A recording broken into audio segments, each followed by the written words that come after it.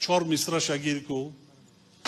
امروز کی ساقی چمن نرگسی مست است، امروز کی ساقی چمن نرگسی مست است، بلبل شده گوینده و گل دایره دست است، بلبل شده گوینده و گل دایره دست است، بر خاک شکر بندد این ترفکی شبها،